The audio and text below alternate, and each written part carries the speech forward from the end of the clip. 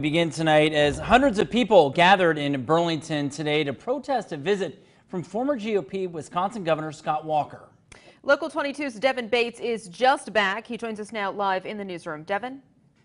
Well, Lauren, there were over 50 labor and activist groups represented at this protest today, and they were very vocal in their opposition of Walker's agenda as governor, especially when it comes to his stance on unionizing. While Governor Phil Scott didn't personally invite Walker, there was a lot of frustration in the crowd that he'd allow him to be the keynote speaker at this Vermont GOP fundraiser.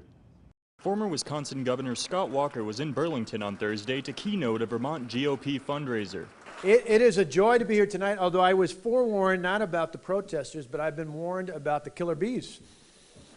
Phil's told me about this before. It's what Bernie, Biden, Barack, and Ben and Jerry's.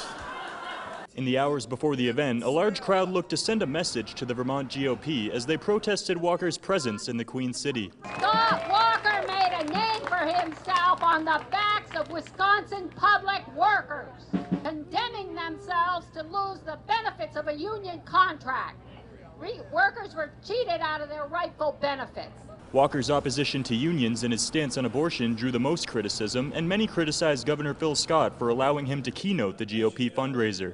Earlier on Thursday, Governor Scott appeared to embrace the visit while distancing himself from Walker's politics. I didn't invite the speaker, but I felt an obligation to make sure that we welcomed Governor Walker here to our state. I got to know him just a little bit when I was in at the National Governors Association meetings, and again, we don't align politically, but I thought it was an opportunity to just say thanks for coming, and hope he comes back. For one union president, Governor Scott's explanation wasn't enough.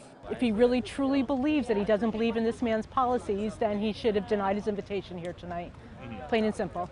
It concerns me that the Vermont Republican Party felt like this was a good person to put in front of Vermonters as someone to possibly look up to. Now, Lieutenant Governor David Zuckerman was among the crowd of protesters, and I also spoke with Republican former candidate for Lieutenant Governor Don Turner, who said he very much supports someone from another state willing to come to Vermont and support the Vermont Republican Party. Live in the newsroom, Devin Bates, Local 22 News.